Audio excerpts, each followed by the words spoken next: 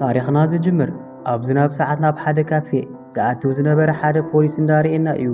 ናብ ውሽጢ ኣብ ዝኣተወሉ ሰዓት ድማ እቶም ኣብኡ ተቐሚጦም ዝነበሩ ሰባት ብዘይተለመደ ዓይኒ ምምልካት ይጅምሩ። ኣብቲ ከተማ ውሽጢ እውን ዓቢ ዝኾነ ዕግርግር ስለ ዝነበረ ናቱ ምምጻእ ባሃይበሎምን ነይሩ። ናብዚ ብምምጽኡ ሕጉሳት ከም ዘይኾኑ ንምምሳል ድማ እቲ ዝሃቦም ገንዘብ እውን ኣይተቐበልዎን ነይሮም። እቲ ዝቕጽል ምርኢትና ድማ ካብ ካፌ ብምውጻእ ናብ መኪናኡ ውሽጢ ኣትዩ ጉዕዞ ይጅምር። ሽሙ እውን ኬቨን ዝበሃል እንትኸውን ኣብ መንገዲ እውን ሓደ ዘጠራጥር መኪና ይርአ እሞ ንዕኡ ምክትታል ይጅምር። ኣብቲ ዳሽካም ናብ በዓሉ ብዝተገጠመ ካሜራ እቲ ዝፍጠር ነገር ኩሉ ምቕዳሕ ይጅምር። ኣብቲ መኪና ዝነበረት ጓል እውን ክትወፅእ ምስ ነገራ ኣብቲ መኪና ዝፈስስ ደም ይምልከት። እቲ ፖሊስ ድማ ንላዕሊ እንዳተወርወረ ንሪኦ። ከምኡ እውን ታሪኽና ቅድሚ 12 ሰዓት ምርኣይ ይጅምር። ሬኒ ወይ ድማ ሎሚቶ ተባሂላ ትፅዋዕ ፖሊስ ናብ ፖሊስ ጣብያ ብዝኸደትሉ ሰዓት ብወዳ ሞት ምኽንያት ካብቲ ዝኣተወት ሓዘን ወፂያ ከም ዝኾነት እንዳተጠየቐት እንትኸውን ድሓን እንተኾይና ድማ ናብ ስርሓ ንኽመልስዋ እዩ። እንትግለጽ ድማ ቅድሚ ሕዚ ሓደ ሰብ ናይ ዘረኝነት ትንኮሳ ገይርላ ከም ዝነበረና ንዑ ብዝሃበቶ መልሲ ድማ ንሓደ ወርሒ ስራሕ ተኣጊዳ ዝነበረት እንትኸውን ካብዚ ሰዓት እዚ እውን ኩሉ ስለ ዝተስተኻኸለ ያኒ ምስ ዝበሃል መሳርሕታት ሓባር ኣጣሚሮም ስራሕ ንኽትጅምር ይገብርዋ። ኣብ ስራሕ ብምምላሳ ሕጉሳት ዋላ እኳ እንትኾኑ ነገር ግን ሬኒ ሕጉስታ ኣይትመስልን እያ። ሓደ መዓልቲ ብመኪንኦም እንዳኸዱ ኣብ ዝነበሩሉ ሰዓት ሓደ በይኑ ኣብ መንገዲ ዝነበረ ህፃን ይረኽቡ። ሬኒ ድማ ካሜራ ብምኽፋት ናብኡ ትጽጋዕ። ነገር ግን እቶም ጎረቤት ምስ ረኣይዋ ንዓ ምንጋር ይጅምሩ። ኣብ ልዕሊ ፖላዊስ እውን ጽቡቕ ዝኾነ ገጽ ዘርእሉ ግዜ ኣይነበረን። ሬኒ እውን ወዲያውኑ ነቲ ቆልዓ ድሓን ምዃኑ ምርጋጽ ከም ዝቐረበቶ እውን ትነግሮም። ምስ ዳኒ ድማ ናብ መኪናኦም ይምለሱ። ዳኒ እውን እዚ ኩሉ ሰብ በዚ ቆልዓ ምኽንያት ብምእካቡ ይግረም።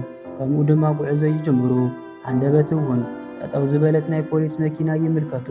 ናታ መኪና ጎማ ተንፊሱ ስለ ዝነበረ ስለቲ መኪና ዘለዎ ኩነታት ምስራይ ይጅምሩ። ሬኒ ድማ ካብታ መኪና ኣብ ውሽጢ ላፕቶፕ ብምምጻእ ምስቲ ሓደ መኪና ዳሽካም ተራኽቦ።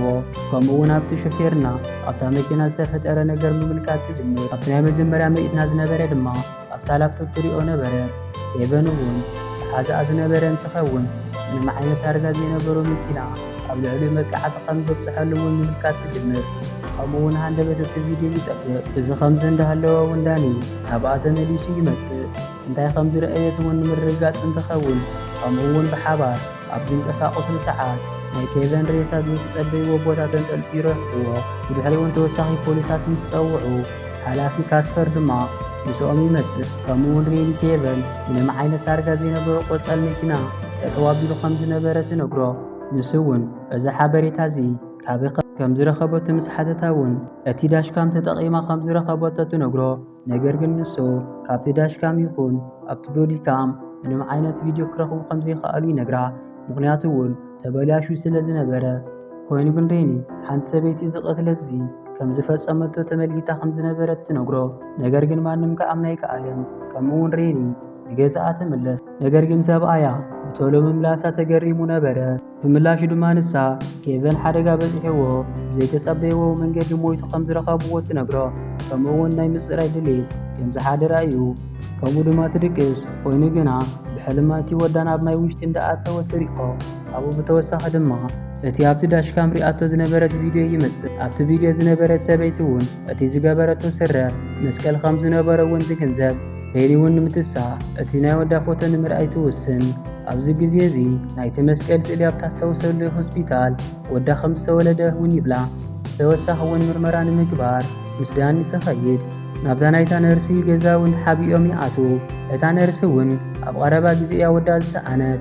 ናብቲ ሓደ ክፍሊ ምስ ኣተወ እውን ዝኾነ ዘደንግጹ ፍጥረታትና ሓደ ገጹ ዝተሸፈነ ሰብ ኣብ ቅድሚኦም ይረኽቡ። በዚ ምኽንያት ፈሪሖም እውን ብቕልጡፍ ወፂኦም ይኸዱ። ድሕሪ ግዜ ግን ሓደ ተመሳሳሊ ቆጻል መኪና ኣብ ሓደ ጥቓ ሱፐርማርኬት ጠጠው ክብል ይርኡ። እታ ሰበይቲ እውን ናብቲ ውሽጢ ብምእታው ብሕቡእ ብዝመስል መልክዕ እቲ ክትገዝኦ ዝሓሰበቶ ንብረታት ምእካብ ትጅምር። እቲ ካሸር ምንም እኳ ተጠራጠራ ነገር ግን ሸለል ይብላ። እዚ ከምዚ እንዳሃለወ ናብቲ ሱፐርማርኬት ክልተ ኣዕዋሉ ይመጹ። ነቲ ካሸር እውን ሙድ መሓዝና ቪድዮ ምቕራጽ ይጅምሩ። ከምኡ እውን ነታ ኣብኡ ዝነበረት ሰበይቲ ይቐርጽዋ። ብተመሳሳሊ ሰዓት እውን ክልተ ናይ ፖሊስ ኦፊሰራት እቲ ቆጻል መኪና ይምልከትዎ። ከምኡ እውን ንምጽራይ ናብቲ ሱፐርማርኬት ይኣትዉ። ወዲያውኑ እቶም ፖሊስ ኣብቲ መኪና ነይራ ተባሂላ ዝሕሰብ እታ ጃኬት ዝተኸደነ ሰበይቲ ብምጥርጣር ሽጉጥ ምውፃእ ይጅምሩ። ነገር ግን እቲ ሽጉጥ ናብ ኩሎም እዩ ነይሩ። ከምኡውን ዝሓዝዎ ንብረት እንተሎ ንኸውፅኡ ይነግርዎም። ኮይኑ ግና ካብቶም ዕዋሉ እቲ ሓደ ተኪሱ ነቲ ፖሊስ ይቐትሎ።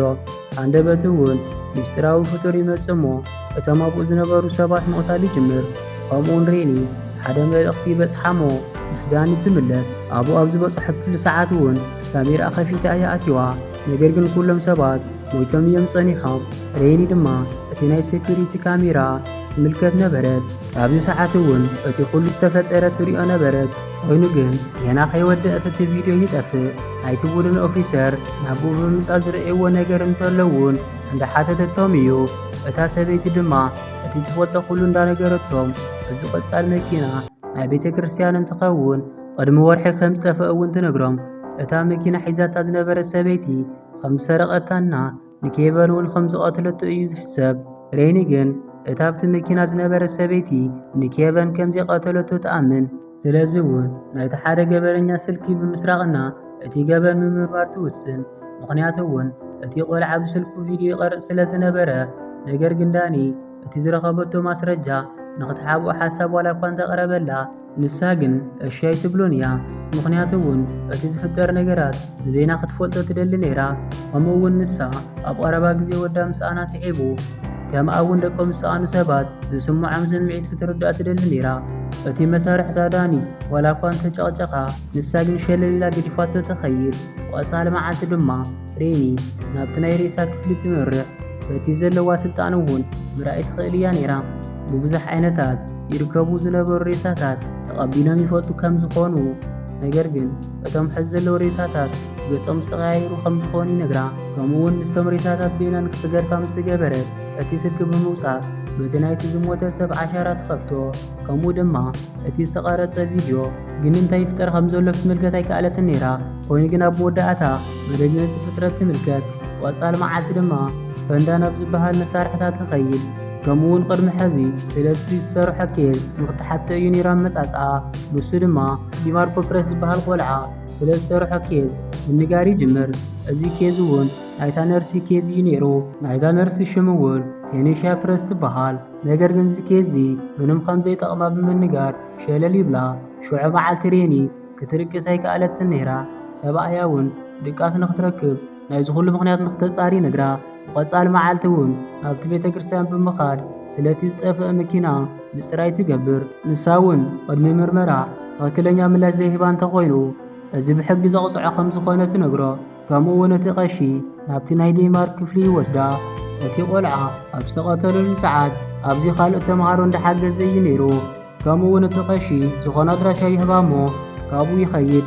ሬኒ ናብ ገዛ ኣብ ትምለሰሉ ሰዓት ናይ ካልኦት ፖሊስ ፎቶ ኣብ ሓደ ወረቐት ተለጢፉ ትረኽቦ። ካብኡ ብተወሳኺ ሓደ ብጸሊም ዝተኸበበ ቆልዓ ትምልከት። ከምኡውን ሬኒ ናብ ዳኒ ደው ኢላ ናብታ ነርሲ ንኸምርሑና ተወሳኺ ሓበሬታ ንኽእክቡ ትነግሮ።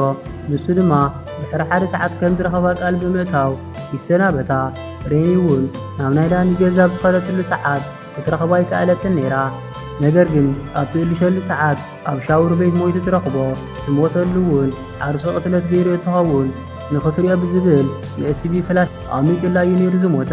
ኮይኑ ግና ዳኒ ሬኒ ንሱ ከይትረኽቦ ዝደለዮ ነገር ክትረከብ ምዃና ምስ ፈለጠ እዩ። ምክንያቱ እቲ ዝበፅሐ ጉድኣት ብምሕሳብ እዩ። ከምኡውን ኣብቲ ጉዳይ ተሳትፎ ስለ ዝነበሮ ኣብቲ ፍላሽ ዝነበረ ኣብ ትምልከተሉ ሰዓት እቲ ዝተፈጠረ ነገር እውን ትሪኦ። ክሳብ ሕዚ ዝሞቱ ፖሊስ እውን ኣብታ ናይታ ነርሲ ወዳ ንብሰ ቅትለት ተሳትፎ ነይርዎም እዩ። ምስማዕ ዘይኽእል ዝነበረ ቆልዓ ሓደ ሓደ ተምሃሮ ይሕግዝ እዩ ነይሩ። ኮይኑ ግና ናይቶም ፖሊስ ሓደ ሓደ ትእዛዝ ኣይቕበልን ብምባሉ ቀትልዎ ወሲኖም እዮም። እዚ ተግባራቶም ንምሽፋን ክብሉ እውን ኩሎም ፖሊስ ብምትሕብባር እዚ ነብሰ ቅትለት ሚስጥራዊ ክገብርዎ ኺኢሎም እዮም። ሬኒ እቲ ቪድዮ ኣብ ትሪእሉ ሰዓት እውን ትበኪያ ነይራ። ኣብ መወዳእታ መዓልቲ ቃርሳ ብምጥንካር ጉዕዛኣ ትቕጽል። ከምኡውን ስለቲ ረኸበቶ መረጃ ንሓለቓ ንክትነግሮ ትድውለሉ። ካብኡ ብተወሳኺ ድማ ምስኣ ዝኾነ መረጃ ከም ዘሎና ንዓኣ ንኽረኽባ እያ ደው ኢላትሉ። ካብኡ እንድሓር እውን ሬኒ ኣብ ሓደ ቦታ ምስ መፀት ቴኒሻ ብሬስ ብምባል ኣብኡ ኮይና ምጽዋዕ ትጅምር። ስለቲ ወዳ ዝተፈጠረ ነገር እውን ምስ መጸት ንኽትነግራ እያ። ድሕሪ ዝተወሰነ ጻኒሕ ድማ ሓለቓ ካስፐር ናብቲ ዘለቶ ቦታ ይመጽእ። እንታይ ዓይነት መረጃ ከም ዝሓዘት እውን ይሓታ። ንሳ እውን ኣብዚ ከተማ ዘለዉ ዓበይቲ ሽግራት ክፍጠሩ ዝገበረ ምኽንያት ሓደ ቪድዮ ከም ዝረኸበት ንምንገር እዩ። እቲ ዝገርም ነገር ግን እቲ ገበናት ዝፍጸሙ ዝነበሩ ፖላዊስ እውን ኣምሪሑ እዩ መጺኡ ነይሩ። ካብዚ ሰዓት እውን ሬኒ ንሱ እውን ሓቢርዎም ከም ዝኾነ ትግንዘብ። ከምኡ'ውን እቲ ሽጉጥ ኣብ ልዕሊኣ ብምውጻእ ድማ ናብቲ ንብረታት መቐመጢ ቦታ ይወስዳ። እቲ ዝረኸበቶ መረጃ እውን ንኽተቦ የፈራርሓ።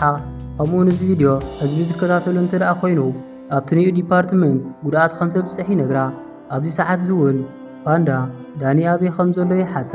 ምኽንያቱ እውን ምስኡ ቪድዮ ኮፒ ስለ ዝነበረ ሬኒ እውን ዳኒ ምሟቱና እቲ ቪድዮ ምስዓ ከም ዘሎ ትነግሮ። ከምኡ'ውን ወዲያውኑ ይትኩሰላ። ኮይኑ ግን እታ ነርሲ ናብኡ ትመጽእ። እቲ ፖሊስ እውን እቲ ኒሽያ ይሃርማ። ነገር ግን እቲ መንፈስ ዝኾነ ፍጥረት ብምምጻእ ነቶም ፖላዊስ ሓደ ብሓደ ምቕታል ይጅምር።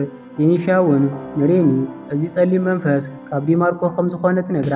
ነገር ግን ንሳ እዚ ክትቆጻጸሮ ኣይትኽእልን እያ።